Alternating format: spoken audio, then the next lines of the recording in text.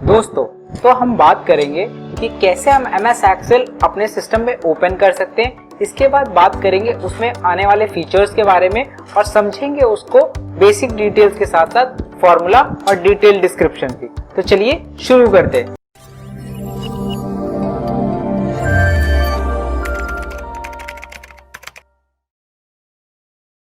जब आप अपना सिस्टम ओपन करते हैं तो इस तरीके की स्क्रीन आपके सामने ओपन होके आती है। अब आपको यहाँ पे एक्सेल ओपन करना है, तो एक्सेल ओपन करने के लिए आप ऑल प्रोग्राम्स पे जाएंगे। अगर आप फ्रीक्वेंटली एक्सेल को यूज करते हैं या जिस सिस्टम को आप एक्सेस कर रहे हैं वहाँ फ्रीक्वेंटली एक्सेल यूज होता है, तो आप देखेंगे कि एक्सेल यहाँ पे लिख के अपने आप आ रहा है। बट अगर यहाँ पे कुछ लिख के नहीं आ रहा और आपको अपने सिस्टम पे एक्सेल को फाइंड आउट करना है, तो कैसे करना पड़ेगा? आप सर्च प्रोग्राम्स के ऑप्शन पे जाएंगे और वहां जाके सिंपली टाइप करेंगे EXCEL, और जैसे ही आप EXCEL टाइप करेंगे तो जो भी एक्सेल का वर्जन आपके सिस्टम में होगा उसका रिजल्ट सबसे ऊपर आ जाएगा। और आप इस पे जैसे ही क्लिक करेंगे तो आपके सिस्टम पे ये एक्सेल फाइल ओपन होके आ जाएगी। तो यहाँ पे आपको ऑप्शन दिया जाएगा कि आप रीसेंट फाइलों में से जो ओपन हुई है उस एक्सेल सॉफ्टवेयर पे उनको ओपन करना चाहते हैं या ब्लैंक वर्कबुक ओपन करना चाहते हैं। तो हम यहाँ पे ब्लैंक वर्कबुक एक्सेस करेंगे। तो ब्लैंक वर्कबुक जब एक्सेस करेंगे आप, तो वो कुछ इस तरीके से आपके सामने खुलकर आएगी। तो अब बात करते हैं कि ब्लैंक वर्कबुक में इतना सब कुछ दिया हुआ है, ये क्या क्या होता है। तो आप देख रहे होंगे कि यहाँ पे सबसे ऊपर बुक 1 लिखा हुआ है। तो ये बुक 1 क्या है? बुक 1 इसका टाइटल है, इसलिए इसको टाइटल बार कहते हैं। इसके बाद यहाँ file, home, insert, page layout, formulas, data, review और व्यू का ऑप्शन आ रहा है।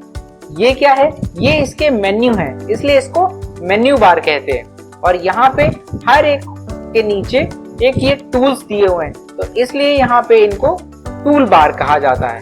यहाँ पे जहाँ पे मल्टीपल ऑप्शंस आते हैं। इसके बाद ये जो A1 जहाँ पे लिख के आ रहा है इसको नेम बॉक्स कहते हैं, और ये जो सामने लिख के आ रहा है FX के, इसको फॉर्मूला बार कहते हैं। तो ये हो गया बेसिक जानकारी कि सिस्टम MS एक्सेल के अंदर होती है जो।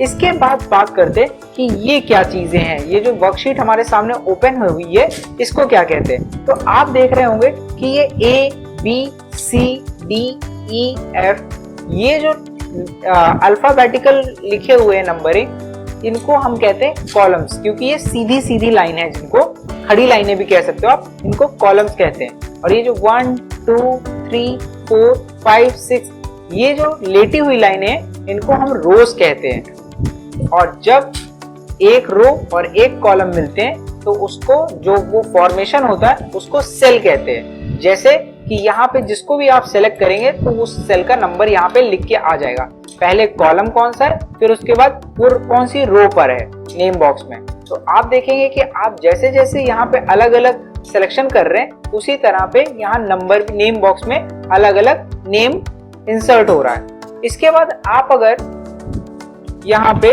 कुछ एंटर करते हैं, स्केलिंग क्यू, तो आप देखेंगे कि वो फॉर्मूला बार में अपने आप एंटर हो जाएगा।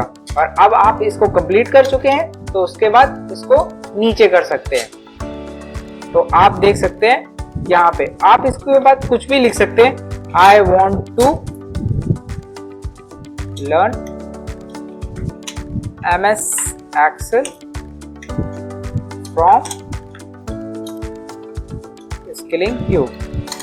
तो इसके बाद आपने इसको एंटर कर दिया।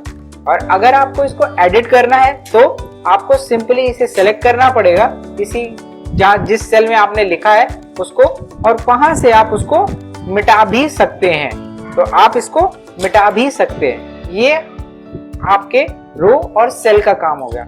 इसके बाद आप देख रहे होंगे यहाँ ये शीट 1 लिखा हुआ है। तो ये शीट 1 क्या होता है? मान लीजिए कि आप एक डेटा पे काम कर रहे हैं जहाँ पे बहुत सारी फाइलों का यूज होना है या फिर बहुत सारे मंथ का इस्तेमाल होना है, जो पूरे साल या पूरे 3 महीने का एक जो क्वार्टर बनता है उसका डेटा आपको रखना है। तो आपको एक ही फाइल में हर एक अलग अलग महीने का डेटा रखना पड़ेगा। इसके लिए यहाँ पे ऑप्शन दिया गया है कि आप यहीं पे नई शीट बना सकते हैं। तो आप जैसे इस प्लस पे प्लस करते हैं तो यहाँ पे शीट ओपन होके आ जाती है। और इसका आप रीनेम भी कर सकते हैं आप अपनी कन्वीनियंस से। तो आप इस पे राइट क्लिक करेंगे और देखेंगे यहाँ बहुत सारे ऑप्शंस आ गए हैं। तो यहाँ से आप रीनेम के ऑप्शन पे जाके इसको अपने मन मुताबिक लिख सकते हैं,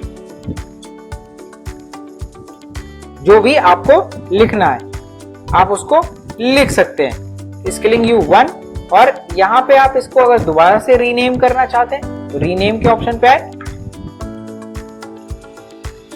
स्किलिंग यू, और आप देखेंगे कि यहाँ पे इसको 2। तो ये इस तरीके से आप इसको रीनेम कर सकते हैं। और बाय चांस आपको इसको हटाना है तो आप फिर से राइट क्लिक कीजिए, उसमें डिलीट का ऑप्शन आता है, आप इसको सिंपली डिलीट भी कर सकते हैं। अब बात करते हैं, तो ये हो गई बात हमारे एक्सेल फाइल में ओपन करने की और वर्कशीट में बेसिक जानकारी। इसके बाद अगर आपको इसको क्लोज करना है तो इसके लिए क्या करना पड़ेगा, आप यहाँ पे ये देख रहे होंगे ये क्रॉस का ऑप्शन बना है, आप इससे डायरेक्टली बंद कर सकते हैं इस पे क्लिक करके, या फिर Alt F4 अपने कीबोर्ड से Alt F4 प्रेस करेंगे तो भी ये वर्कशीट बंद हो जाएगी। और अगर आपको इसको छोटा करना है, आप चाहते हैं कि ये मिनिमाइज हो जाए और आप कोई और कार्य कर सके, तो यहाँ पे ये जो डैश का साइन है, इस साइन पे जैसे ही क्लिक करेंगे तो ये आपकी वर्कशीट मिनिमाइज हो जाएगी। और आप नीचे जाके इसको फिर से क्लिक करेंगे तो ये फिर से ओपन हो जाएगी।